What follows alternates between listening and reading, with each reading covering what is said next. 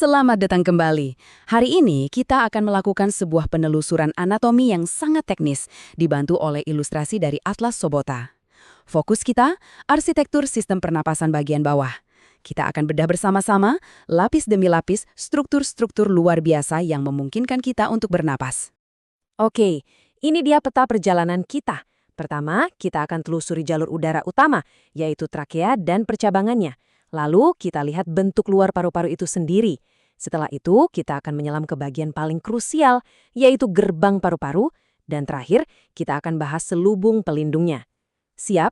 Mari kita mulai dari bagian pertama, trakea dan arbor bronchialis. Anggap saja ini adalah pipa utama dan seluruh sistem percabangannya yang menyalurkan udara. Perjalanan udara kita mulai dari sini, di trakea. Ini adalah sebuah pipa yang luar biasa, kokoh tapi juga fleksibel, yang berfungsi sebagai jalan tol utama bagi udara untuk masuk lebih dalam menuju paru-paru. Lalu, apa yang membuat trakea ini tidak kempes? Jawabannya adalah struktur ini, cartilago trachealis.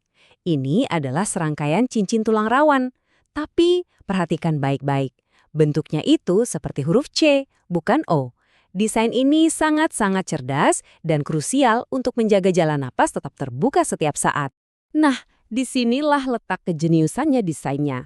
Bagian belakang yang terbuka dari cincin C ini ditutupi oleh dinding otot yang lunak, yang kita sebut paries membranaceus.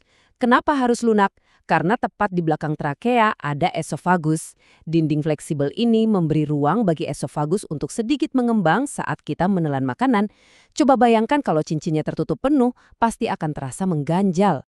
Oke, di ujung paling bawah, trakea akan mencapai sebuah titik percabangan yang sangat penting. Titik ini disebut carina trakea. Ini adalah persimpangan di mana jalan napas utama terbelah menjadi dua jalur terpisah, satu ke kanan dan satu ke kiri. Kedua jalur daru ini kita sebut bronchus principalis dexter untuk kanan dan sinister untuk kiri. Nah, perbedaan keduanya ini bukan detil sepele ya. Ini penting sekali secara klinis. Coba lihat, bronkus kanan itu lebih pendek, lebih lebar, dan sudutnya lebih curam atau vertikal. Akibatnya apa? Kalau ada benda asing yang tidak sengaja terhirup, misalnya kacang atau mainan kecil, secara statistik benda itu jauh lebih mungkin nyasar dan masuk ke paru-paru kanan. Dari dua bronkus utama tadi, percabangan ini terus berlanjut seperti ranting-ranting pohon yang semakin kecil. Mereka akan membelah menjadi bronkus lobaris yang menuju ke tiap lobus paru, lalu jadi bronkus segmentalis yang lebih kecil lagi, sampai akhirnya menjadi saluran mikroskopis yang disebut bronchioli. Oke, sekarang kita beralih ke tujuan akhir dari semua cabang ini, paru-paru itu sendiri atau pulmo. Dari luar saja, kita sudah bisa melihat ada perbedaan yang sangat jelas antara paru kanan dan paru kiri. Nah, ini dia perbedaan yang paling gampang dilihat, jumlah lobusnya. Pulmo dexter atau paru kanan itu lebih besar dan dibagi jadi 3 lobus, superior, medius, dan inferior. Sebaliknya, pulmo sinister, paru kiri, harus berbagi tempat dengan jantung, makanya ukurannya lebih kecil dan hanya punya 2 lobus.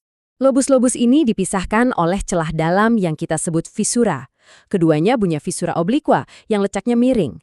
Tapi, hanya paru kanan yang punya satu fisura tambahan, yaitu fisura horizontalis, yang memisahkan lobus superior dengan lobus mediusnya yang unik. Paru kiri, karena harus memberi ruang untuk jantung, punya 2 fitur unik.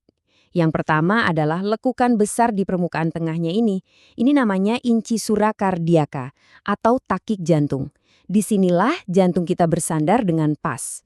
Dan fitur unik kedua adalah tonjolan kecil yang bentuknya mirip lidah, tepat di bawah takik jantung tadi. Ini adalah lingula pulmonis. Secara perkembangan embriologis, lingula ini dianggap sebagai padanan atau kembaran dari lobus medius yang ada di paru kanan. Coba bayangkan kita sedang memegang paru-paru.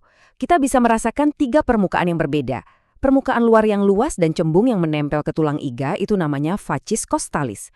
Lalu bagian dasarnya yang agak cekung, yang duduk di atas otot diafragma, itu facies diafragmatica. Dan puncaknya yang tumpul, apex pulmonis, ini uniknya justru menonjol sampai ke pangkal leher. Nah, sekarang kita masuk ke bagian yang menurut saya paling menarik dan paling kompleks, permukaan medialnya. Disinilah kita menemukan hilum pulmonis, atau bisa kita sebut gerbang utama, tempat semua struktur vital keluar masuk paru-paru. Semua kabel dan pipa yang lewat di hilum ini, mulai dari bronkus, arteri, Vena, saraf, sampai pembuluh getah bening, secara kolektif kita sebut sebagai radix pulmonis atau akar paru-paru. Poin kuncinya di sini adalah susunan struktur di dalam akar paru ini ternyata nggak simetris. Pola di paru kanan itu beda dengan pola di paru kiri. Bagi seorang ahli bedah toraks, mengenali pola ini adalah pengetahuan yang sifatnya mutlak, tidak bisa ditawar demi keamanan operasi. Yuk, kita lihat tabel ini biar lebih jelas. Kita urutkan dari atas ke bawah ya. Di paru kanan, yang menempati posisi paling atas atau superior itu adalah cabang bronkus khusus. Tapi kalau kita lihat di paru kiri, justru arteri pulmonalis lah yang jadi juara di posisi paling atas. Satu-satunya yang konsisten adalah vena pulmonalis yang selalu berada di posisi paling bawah di kedua sisi. Permukaan medial paru-paru ini ibarat sebuah cetakan lilin yang merekam jejak organ-organ tetangganya. Di paru kanan, kita bisa lihat ada alur atau impresio yang ditinggalkan oleh lengkungan vena azygos yang lewat di atas hilum, dan juga ada jejak vertikal dari esofagus di belakangnya.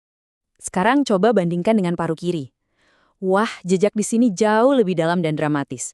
Ada lekukan masif dari lengkungan aorta, atau arcus aortae, dan juga aorta descendens, plus impresio kardiaka yang sangat dalam. Jadi, bisa dibilang paru kiri ini benar-benar terpahat oleh jantung dan pembuluh darah raksasa di sebelahnya. Oke, kita sudah lihat semuanya dari dalam. Sekarang, untuk bagian terakhir, mari kita mundur sedikit dan kita lihat selubung pembungkusnya yang super penting, yaitu kantong berlapis ganda yang disebut pleura. Pleura ini punya dua lapisan. Yang pertama, pleura visceralis itu menempel rekat sekali ke permukaan paru, ibarat stiker. Dan yang penting, lapisan ini nggak punya saraf perasa nyeri. Sebaliknya, lapisan luarnya, pleura parietalis, melapisi dinding rongga dada.